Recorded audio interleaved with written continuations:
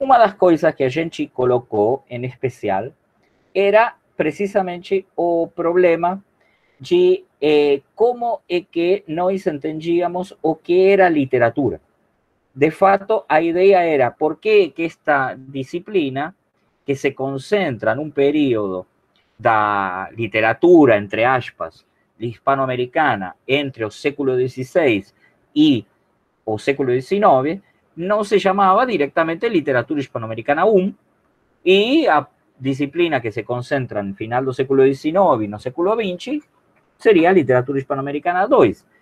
Bom, a razão disto era precisamente a questão de que a própria palavra literatura tem modificações de sentido.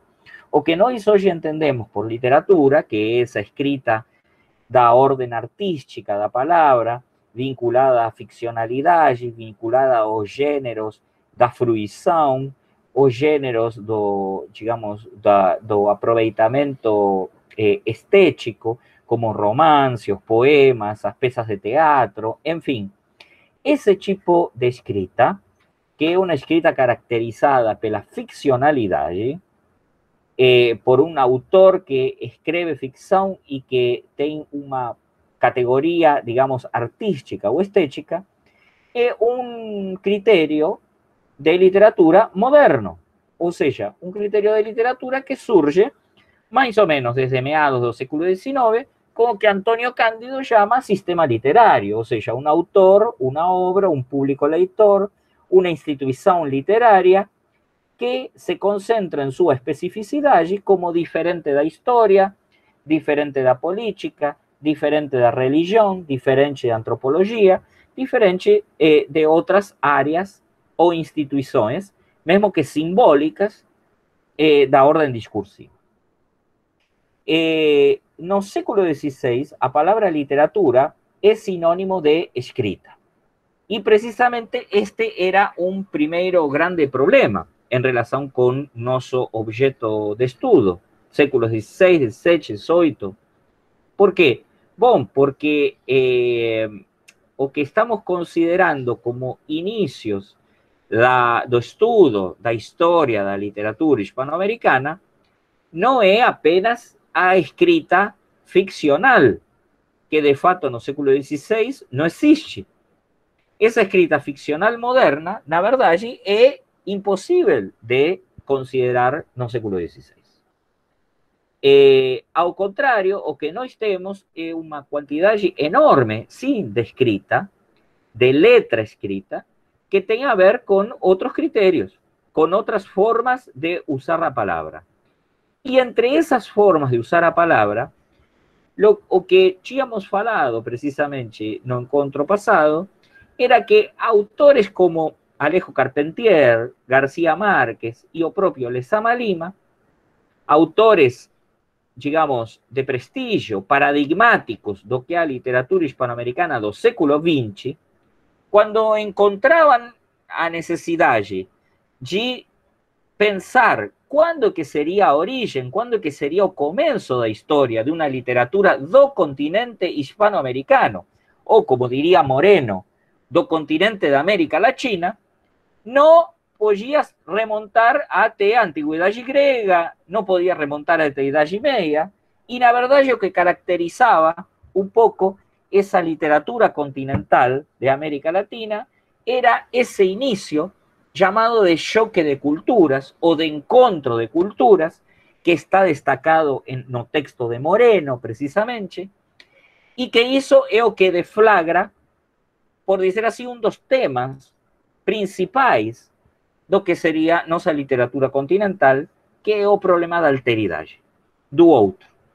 A surpresa frente a isso que é desconhecido, que é um outro cultural, y un otro también epistémico. Porque o segundo punto importante para destacar sería que a letra era alheia ao universo cultural americano o universo cultural precolombiano cuando llegan os europeos, y también era, en cierta forma, alheia a otra grande proporção, digamos, de aporte cultural que se dá, que é através das diversas culturas trazidas a partir da diáspora africana com os escravos. Então, estábamos esclarecendo isto, porque quando decimos que no mundo precolombiano, no mundo africano não existia a escrita, uma coisa que destacábamos era que não se tratava necessariamente de qualquer tipo de escrita. Se tratava da letra, ou seja, da escrita fonética. Aquela letra, aquela forma de escrita, aquela tecnologia, se vocês quiserem, de governo e militar, que implica a escrita a partir da ideia de que eu consigo colocar a voz em uma letra impresa. Como se de alguma forma eu afixasse a voz em um grafema. E esse grafema tivesse a mesma valoração, ou maior ainda, que a própria voz. A mesma valoração porque transmite a mesma mensagem, mas maior ainda na valoração porque as palavras levam o vento, coisa que não se verificaria nas culturas precolombianas ou nas culturas trazidas da África, nas quais a voz e a palavra têm uma importância e um valor de lei. E de aí a ideia das tradições orais. No mundo europeu, já desde a antiguidade, a partir do Império Romano, não importa se as pessoas eram alfabetizadas ou analfabetas, o que importa é que a letra escrita tem um valor que ultrapassa em fixação, em dureza, em legalidade de governo a aquele da voz, aquele da palavra oral. Então, nesse caso, no mundo precolombiano, por exemplo, as escritas pictográficas ou os diferentes sistemas de codificação mnemotécnica, como por exemplo os quipus, no mundo incaico, tinham a finalidade não de reproduzir a voz, mas de ajudar a que essa voz pudesse surgir a partir da memória. Enquanto que na escrita europeia, essa escrita servía precisamente para transformarse en memoria, en arquivo. Era todo contrario. A escrita, os tipos de escrita não fonética, os tipos de grafemas utilizados nas culturas vinculadas com a oralidade, não carrega memória. São como activadores da memória, porque a memória e o conteúdo está na mente de cada um, na mente da sociedade, por dizer assim, na construção oral da sociedade. Já vejam bem que, no caso da escrita, como nós pensamos a escrita hoje, como os europeus chamavam essa escrita, literatura, ou seja, a letra, essa escrita carrega a memória. Essa escrita carrega o arquivo. Essa escrita vale mais que a palavra, em termos de voz.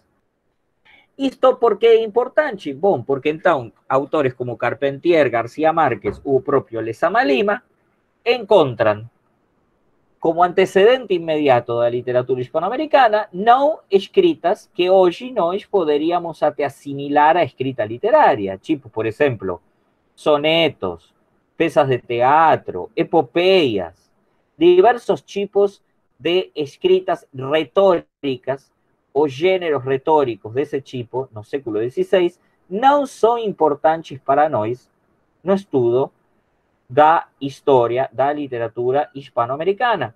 Nosso ponto, nosso corpus fundamental de escrita, de estudo da literatura hispano-americana, son precisamente ese grupo súper heterogéneo, súper diverso de textos de literatura, entre aspas, no sentido del século XVI, llamado de cronistas das Indias. Ese texto que eu recomendei para vocês lerem, esse texto meu, Horizonte Comestível, explica um pouco a diversidade dos cronistas de Índias.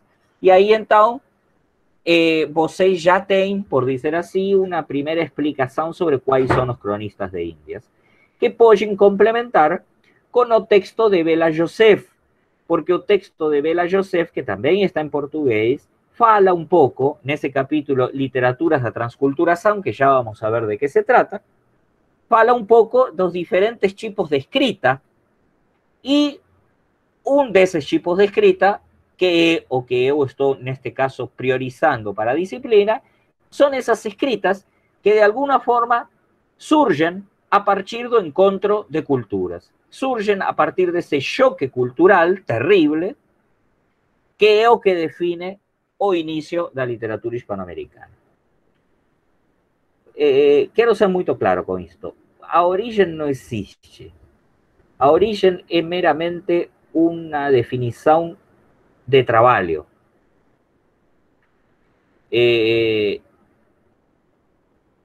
Postular a origem como encontro de culturas é hoje a visão historiográfica mais clara da literatura hispanoamericana.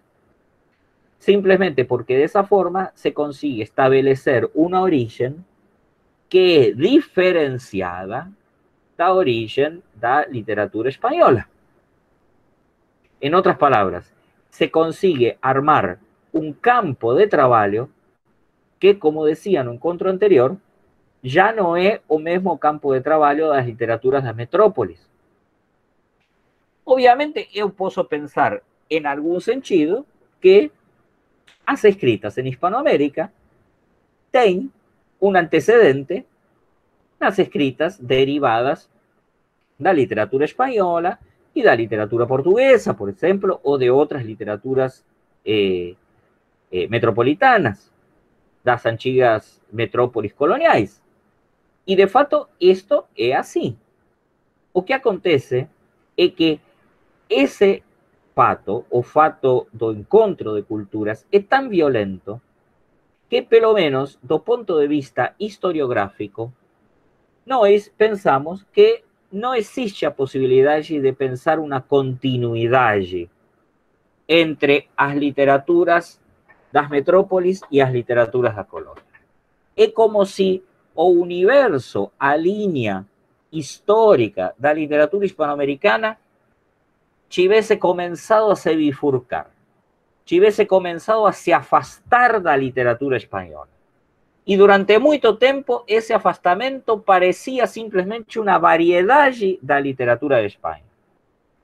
E eu diria que hoje fica cada vez mais claro que esse afastamento era um afastamento desde o começo do encontro de culturas, porque de fato existe um aparentamento muito maior entre a literatura brasileira e qualquer uma das literaturas hispanoamericanas que entre a literatura brasileira, a portuguesa, ou entre qualquer uma das literaturas hispanoamericanas e a literatura espanhola.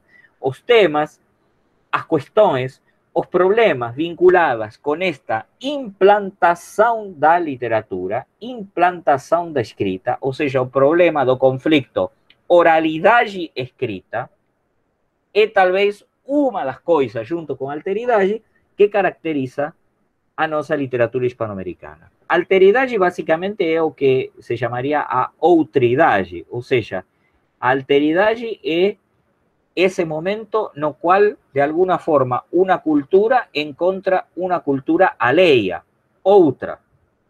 E, portanto, esse choque, esse encontro, estabelece a possibilidade de um diálogo, mas esse diálogo não deixa de ser conflictivo. Os nuances y las diversidades de ese diálogo son enormes. Y van desde a mestizaje o a transculturación até o conflicto imposible de resolver y a aniquilación. Mas en todos los casos, trata-se de un encontro que presupone dos entidades diferenciadas que ven na outra un altero, un outro. Por isso a alteridade. Obviamente que a alteridade não é um problema cultural que surgiu com a descoberta da América. Quando os europeus, Marco Polo, ia para a China, também encontraba problemas vinculados con o outro, alteridade. De fato, na própria Europa, está intrínseco o problema da alteridade, porque a Europa é um continente de migrações, de diferentes povos que vão chegando e tem uma proximidade grande com o norte da África, com a Ásia Menor, etc. Ou seja, o problema da alteridade, de um ponto de vista, assim, digamos, por dizer assim, ahistórico ou universal, não necessariamente é um problema que começa com a chegada dos europeus na América. Porém, o fato dos europeus ter chegado na América e o fato da própria América desconhecer a existência da Europa ou do Oriente Longínquo, como a China ou o Japão, o fato dos próprios europeus ter, por dizer assim, chegado em um continente que era alheio, não apenas do ponto de vista meramente geográfico ou cultural, mas do ponto de vista epistêmico. Ou seja, as concepções de mundo, a ideia da realidade era outra. Eu acho, como decía no encontro passado, que isso só é comparável à chegada de um extraterrestre, hoje em dia. Porque o que está em jogo aqui é que quando você tem uma cultura, ou várias culturas, que se constroem a través da palavra, e que essas culturas que se constroem a través da palavra, de alguma forma, ven se desenvolvendo en un ámbito en el cual dialogan entre sí, como acontecía con todas esas culturas precolombianas, más que están, por decir así, isoladas perante otro universo cultural también vinculado con alteridad, como es Europa, Asia Menor o Norte de África, ¿sí? Y de repente se produce ese encuentro son claramente dos mundos diferentes, com todo o que significa a palavra mundo. Ou seja, a noção do que é real e do que é irreal, a noção do que é verdadeiro e do que não é verdadeiro, fica comovida até seus alicerces. E se vocês levam em conta que no ser humano, até os sentidos olham, ouvem, gostam, cheiram e tocam diferente a partir da linguagem, então essa realidade que parece tão objetiva não é tão objetiva fora da linguagem. Então, vocês, a partir dessa pequena observação, podem dimensionar o que quero dizer eu quando digo que esse encontro cultural é muito mais que isso. É um encontro de dois mundos, é um encontro de duas realidades que entram em conflito, que entram em luta. Primeiro, esse é o texto mais importante de Cornejo Polar. Eu diria que com esse texto nós já estamos... é o texto que se precisa para poder responder a pergunta do guia de leitura. Porque esse texto, Heterogeneidade e Contradição na Literatura Andina, se vocês tiveram a oportunidade de ler, é precisamente o que estava falando do problema entre oralidade e escrita. Se concentra em 3 episódios que mostram essa espécie de contradição e essa luta cultural que está construída a partir da própria escrita. Por quê? Porque, de alguma forma, vejam bem, nós não conhecemos exatamente como eram as culturas precolombianas, nem também não conhecemos exatamente o que aconteceu mais de 500 anos atrás, sino é precisamente através da escrita. Então, o que acontece? Por uma parte, a escrita entra em conflito cultural com um universo de oralidade. Mas também, por outra parte, a escrita acaba preservando essa memória da oralidade que nesse choque cultural teria desaparecido completamente. Portanto, a escrita dos cronistas de Indias não é meramente a escrita de dominação. É também uma escrita que, através da dominação, permite que nós, hoje, tentemos conocer ese universo previo a llegados europeos que estaba baseado na tradición da palabra oral y do cual no restó prácticamente nada, si no fueran monumentos arqueológicos. Entonces, esos textos dos cronistas durante mucho tiempo serviron como material documental de estudos para antropología, para arqueología, para historia. A grande novidade de textos como de Carpentier, Lezama Lima o de García Márquez es que olhan para esos textos dos cronistas de India pensando que de alguna forma están ahí seus precursores literarios. ¿Por qué? Precisamente porque ese encontro de mundos, ese encontro irreconciliable entre a oralidad y a escrita, gera o que Carpentier llamaría esa cuestión do maravilloso. O, en otras palabras, a construcción da fantasía, da maravilha, da ficción na América Latina está extremadamente atrelada a ese choque cultural, segundo Carpentier. Ao ponto de que, se vocês lembram um texto de Carpentier que eu passei para vocês lerem, ele observa que a literatura europeia tenta construir a ideia de magia, ou a ideia de maravilha, ou a ideia de ficção a partir de meros truques da literatura. Enquanto que, em uma viagem a Haití, ele observa que toda essa maravilha, essa magia, essa ficcionalidade, esse universo, está atrelado não ao que nós pensamos hoje como literatura moderna, mas à cultura. A cultura que, de alguna forma, está se impondo por sobre a literatura en América Latina y está sendo aproveitada pela literatura do século XX. Daí que, por exemplo, García Márquez diga que un escritor na América Latina non ten nada o que fazer mais copiar a realidade, porque a realidade na América Latina já é suficientemente maravilhosa e ficcional como para que o escritor tenha que inventar alguma coisa. Vejam bem, eu não sei se esta é uma ideia que eu comparto completamente, mas, sem dúvida, em literatura, mais do que a verdade, nos interessa a beleza, a estética, a verossimilhança.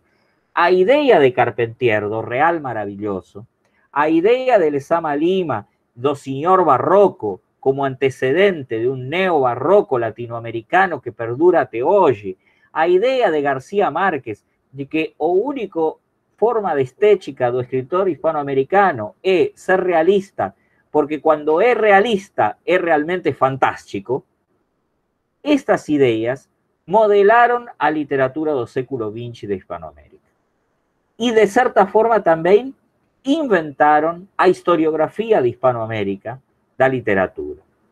Então, como começa isso? Bom, esse texto de Cornejo Polar fala de 2 episodios, porque después fala de un tercer episodio vinculado a un poeta ya do século XX, César Vallejo, y después fala de algunos otros episodios.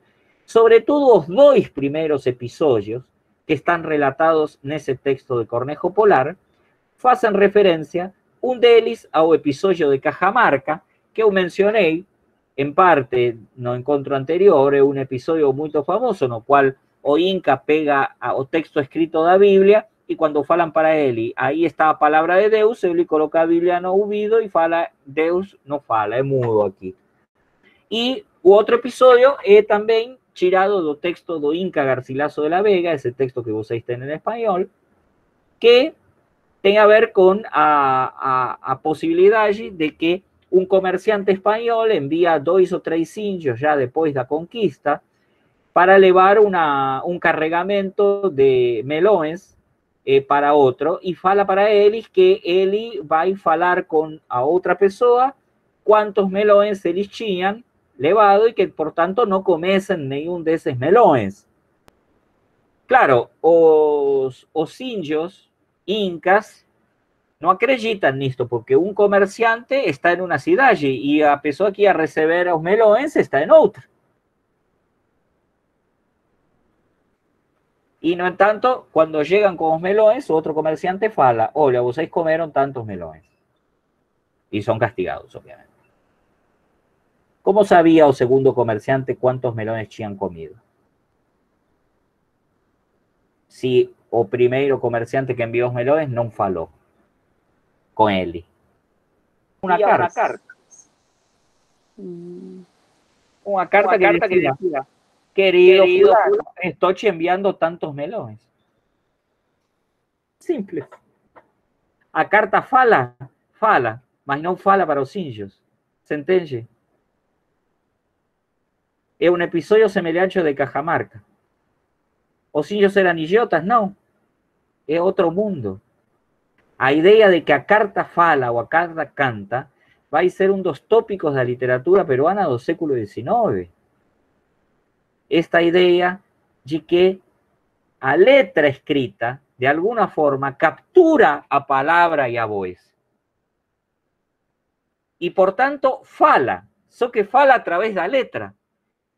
É terrível para uma cultura oral esta ideia, que para nós parece óbvia. E muito mais no século XVI, no qual não tem critérios de escrita ortográfica. Porque hoje nós, por exemplo, temos critérios de escrita ortográfica nos quais, se eu escribo um texto e dou esse texto para ler para uma pessoa de Rio Grande do Sul, para um carioca, para um nordestino, cada um vai falar com um sotaque diferente, enquanto que no texto, pelo critério ortográfico, o texto é igual. No século XVI não existem critérios ortográficos. Professor? Sim. Te cortando rapidinho, isso que o senhor falou, né, sobre cada um vai ler o texto de uma forma, me fez lembrar de um livro do Giovanni Martins, que se chama Sol na Cabeça. E aí ele é um escritor brasileiro que mora na Maré, daí ele escreveu esse livro, só que ele usa o tempo todo nesse livro, né, as gírias que os cariocas que moram em comunidade, enfim, usam, por exemplo, tipo, mané, e aí, enfim, ele vai trabalhando em cima dessa leitura. E exatamente da forma, né, que os cariocas falam. Só que isso é interessante, mas é mais compreensível que este caso extremo que planteia o tema da conquista. Porque vejam bem que este é um caso extremo mesmo, ao ponto de que não tem a ver com vocabulário, mas com a ideia mesma de que a letra escrita captura a voz. No século XVI, as pessoas não escrevem com um critério ortográfico. Escrevem como as crianças quando estão aprendendo a ler e escrever. Eu sou do Rio de Janeiro. Se entende? Por isso que nós, nos estudos de gramática histórica, sabemos como se pronunciava o português de 500 ou 600 anos atrás. Nós sabemos como se pronunciava o espanhol de 500, 600 ou 1000 anos atrás. Porque não existe critério ortográfico. É o começo dessa escrita fonética que está baseada na ideia de que o som fonetizado aparece em forma de letra. E por isso que, por exemplo, nas escritas tem sotaque. Por exemplo, o Inca Garcilaso, que era um mestiço, filho de uma princesa incaica e de um capitão espanhol, quando escreve os comentários reais, ele reivindica a forma de escrever e de falar dele, porque ele escreve e fala em peruano, com o sotaque peruano, não com o sotaque de Andalucía, ou com o sotaque de Madrid, ou com qualquer outro sotaque. Por que reivindica isso? Porque a escrita carrega essa marca da voz. Então, imaginem que é mais inentendível ainda para o universo precolombiano isso. Porque talvez o universo precolombiano se levaria bem com a nossa escrita ortográfica, porque associaria a escrita ortográfica a um sistema diferente de codificação, semelhante ao deles da imagem. no século XVI a escrita está literalmente viva. Quando eu leio, estou ouvindo o som da voz de quem está escrevendo. É um efeito da imaginação a voz. No século XVI, as pessoas leem em voz alta muitas vezes. Esses episódios que relata Cornejo Polar são precisamente os que são a base do problema da luta entre oralidade e escrita. Porque, de fato, Cornejo Polar observa que esses episodios son también escritos de diferentes formas, que son episodios que ni siquiera podemos tener una versión única de esos episodios. ¿Por qué? Porque dependiendo de cuál es la origen de la escrita que conta esos episodios, están atravesados pelo olhar cultural. Y entonces, en cuanto en algunos escritos do episodio de Cajamarca, o Inca morre permanentemente, en otros esos episodios se transforman en mitos o en diferentes formas de leyendas o até, diría Cornejo Polar, en danzas y en eventos. En otras palabras, parecería ser como que a materia misma da historia, o fato histórico, está transformado a partir de la cultura en un discurso ficcional. Nós no podemos leer los documentos da conquista, cronistas de Indias, de la misma forma que leemos cualquier documento da historia de Europa. Porque los documentos da historia de Europa presuponen una fortaleza de realidad da literatura, da letra escrita, que en los documentos americanos está permanentemente en confrontación con la idea da voz y da palabra, que construye también la realidad.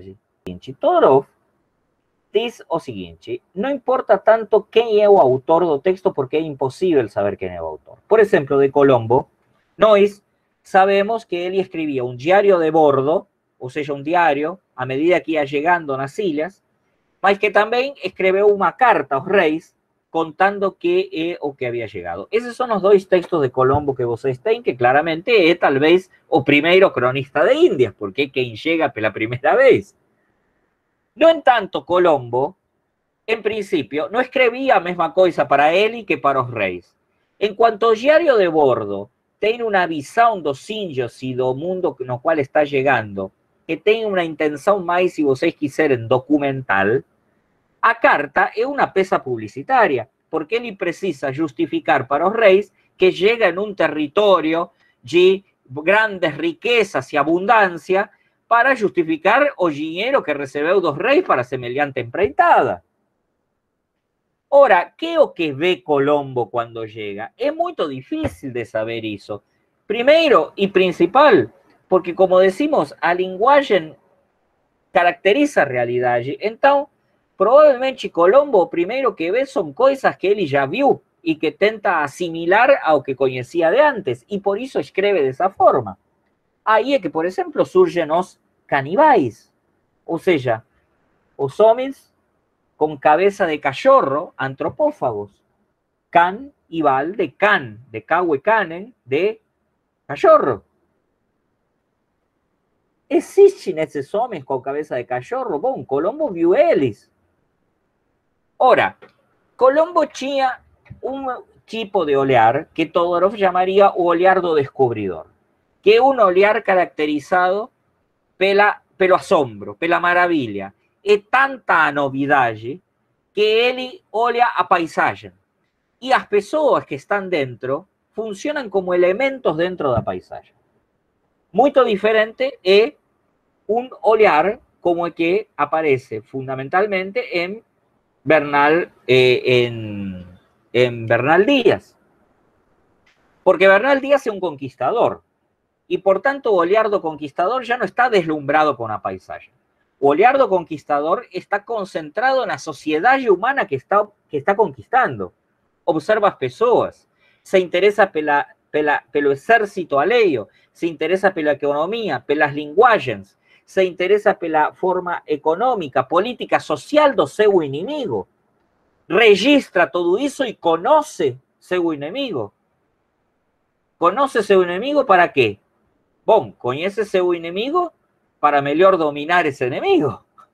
A ver, não é para melhor tolerar, mas graças a esse conhecimento que eles fazem do inimigo é que nós também sabemos como eram eles. Então, Bernal Díaz está, da mesma forma que Cortés, tem um olhar de conquistador, tem um olhar de conhecimento que não é sobre a paisagem ou sobre a geografia física, como era o olhar do descobridor, tipo Colombo. Bernal Díaz tem um olhar sobre a geografia humana, sobre a sociologia, sobre como funcionam os humanos. Porque conhecimento é poder, e poder significa garantia de uma vitória, de uma dominação. Olha, existe um terceiro olhar que descreve Todorov, que é o olhar do evangelizador. Por exemplo, Sahagún. Sahagún dedica anos e anos e anos da sua vida a conhecer a língua dos astecas, a tomar depoimentos dos antigos astecas e a transcrever todos esses depoimentos. Leva anos recopilando a história do mundo precolombiano, desde as canções antigas até as formas de parto, como cortar um cordão umbilical, como se cultivava e também como eram as cerimônias religiosas daqueles deuses que eles consideravam deuses do demônio, pagãos. E tudo isso está numa obra magna que só se vai conhecer no século XIX. Essa obra magna que só vai se conhecer no século XIX e que devemos a Sahagún é provavelmente a maior fonte de conhecimento da história e dos arqueólogos para conhecer como era o México antes da chegada dos europeus. É uma obra de conhecimento monumental. Ora, qual era o objetivo dessa obra? Era diferente do objetivo dos conquistadores? Que é que me interessaria nos deuses dos astecas sendo eu cristão e tentando que os astecas se convertessem ao cristianismo? O que eu entendi um pouco desse texto é que o próprio interesse dele em conhecer a religião dos povos originários era para, de certa forma, ter meios de aniquilar essa religião. Exatamente. Exatamente. É uma conquista, só que é uma conquista espiritual. A ver, cuanto conquistador conhece para dominar físicamente, económicamente, as cidades e todo isso, o evangelizador também estuda e conhece para conquistar almas. Tem um valor duplo. Por uma parte, isso é importante para o evangelizador, porque dessa forma encontra argumentos e contra-argumentos para poder dar argumentos para que essa pessoa se evangelize e se deixe os deuses antigos e se transforme ao cristianismo. Mas também é importante para identificar aqueles picaretas, aqueles que vão à fogueira da Inquisição, que de repente, muito espertamente, dizem: não, agora eu sou cristão. Mas depois vão para casa e adoram os deuses antigos, para identificar o que Sahagún chama a idolatria. Porque estão em um contexto de dominação. Evidentemente, a conquista deriva en la idea de que toda esa población originaria tiene que se transformar al cristianismo, porque si no se transforma al cristianismo, están siendo heréticos, están siendo infieles. O olhar do conquistador, o olhar do descobridor e o olhar do evangelizador son as nossas maiores fontes de conhecimento desse mundo previo à chegada dos europeus. E, de fato, essa escrita já não é uma escrita originalmente europeia. Está atravessada por esse contacto com a alteridade e com o outro mundo da oralidade e de outra cultura. E, portanto, é que, por isso, Bela Joseph fala de literaturas da transculturação. Como dizendo, se trata de uma letra escrita que está influenciada por otras culturas y que no poderia ser escrita da mesma forma falando de outros objetos, de outros lugares e de outras formas que não fossem determinadas por esse encontro de culturas. Não se fala de escritas de mestizaje, porque mestizaje é uma coisa biológica, um intercâmbio de fluidos, um intercâmbio de sangue biológico. Na verdade, é um intercâmbio simbólico. De aí que existe esse termo, transculturação. Se vocês quiserem, aí tem um artigo de Lívia Reis, que fala um pouco da ideia do conceito de transculturação, e eu também, o texto meu, Aculturação e Imigrança, fala precisamente desta questão de por que consideramos essa mistura cultural de um ponto de vista simbólico e não meramente biológico, por isso que nós chamamos de mestiçagem, tá? Ou seja, por exemplo, o Inca Garcilaso pode ser que seja um mestiço. De fato, o Inca Garcilaso, vejam que louco, o Inca Garcilaso escreve toda a história antiga dos Incas. Depois dos 16 anos, ele nasceu no Peru, filho de uma princesa inca e de um capitão espanhol, é criado no Peru até os 16 anos, depois vai para Espanha e não volta mais no Peru. E escreve essa história com o que ele lembra que contava para ele o avô. O avô falava para ele em quichua, o pai da mãe. E conta toda essa história porque ele quer reclamar um título. O Inca Garcilaso, que é um mestiço, o Inca Garcilaso como pessoa é um mestiço, ele quer reclamar para o rei da Espanha um título de nobreza. Um título de nobreza semelhante ao de marquês, semelhante ao título de conde, semelhante ao título de barão. Só que é um título que ele diz que é Inca. Por isso se coloca no próprio nome a palavra Inca Garcilaso de la Vega, como dizer Marquês de Abranches. Por que reclama um título de nobreza para o rei? Por parte do pai? Não, porque o pai é um capitão espanhol que é um plebeu. É um sem ninguém o pai. Não importa que seja espanhol. Ele reclama seu título nobiliário, seu título de nobreza para o rei da Espanha por parte da mãe, porque a mãe é da nobreza inca. É uma escrita mestiça? É uma escrita que nós chamaríamos de escrita transculturada, porque é simbólica a mistura, se entende? Não biológica. E de fato esses três olhares, o olhar do conquistador, o olhar do evangelizador e o olhar do descobridor, se dan alternativamente em todos os textos dos cronistas de Índias. Não é que um cronista de Índia, a pessoa que escreve, tem um único olhar. São, por dizer assim, pontos de vista discursivos perante a alteridade.